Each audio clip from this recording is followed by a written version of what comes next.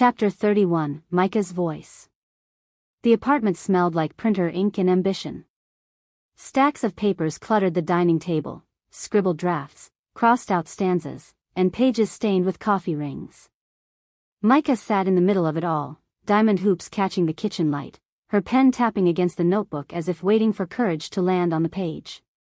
She had spent years carrying books, raising children, balancing deadlines and diapers. Now, with Bae blossoming into a young woman, and Malik and Josh Jr. no longer needing her every waking breath, Mica found herself staring at the one dream she had put aside too long.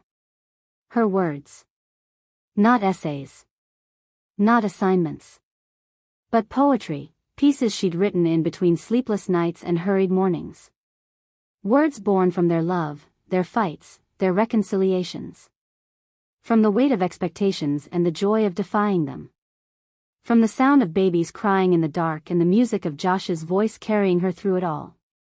For the first time, she asked herself, what if the world needed to hear me, too? Josh noticed first. He came home from a meeting, dropping his keys by the door, and froze at the sight of her.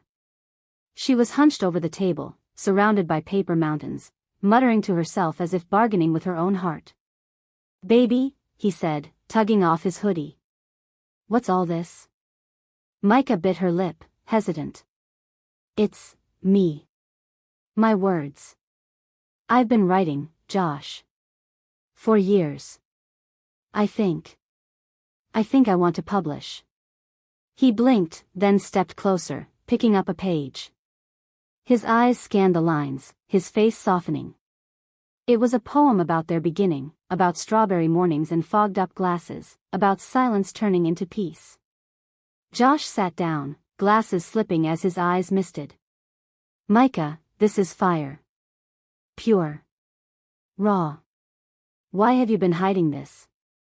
She shrugged, suddenly shy, like a girl instead of a wife, a mother, a woman hardened by life. Maybe I was scared nobody cared. He reached for her hand. I care. Baby, the world gone, care. You ain't just my muse, you're a poet. And it's time they hear you.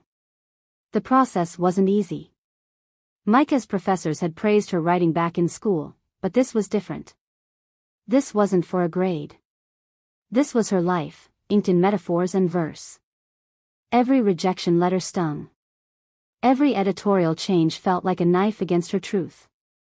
But every night, Josh sat with her, reading drafts aloud in his gravelly voice, letting the words roll like lyrics. This line here, this is gold. Don't you cut this. Bae designed a cover mock-up on her laptop. Malik bragged to his friends that his mom was dropping a book like Dad drops albums.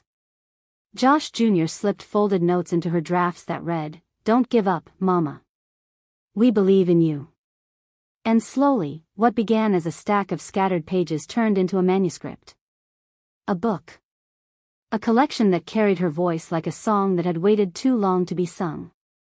The night of her first reading, the cafe buzzed with voices. It wasn't a stadium. It wasn't even a lecture hall. But to Mica, it felt bigger than any arena.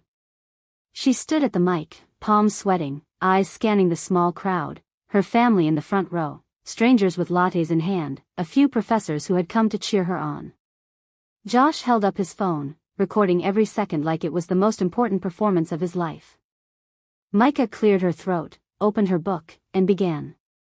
This is for the lovers who learned that love is more than roses. It is bills split in half, dishes left in the sink.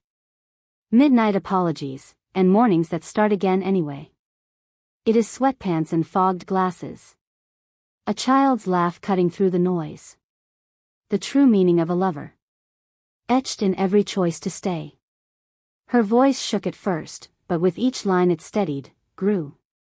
By the end, the cafe was silent, listening, holding its breath. When she closed the book, the applause was thunderous. Not because she was Josh's wife. Not because she was Bae's stepmom or Malik's mother or Josh Jr.'s caretaker. But because she was Mica. A poet. Later that night, at home, Josh wrapped his arms around her in the kitchen. You did it, he whispered against her ear. Mica smiled, tired but radiant.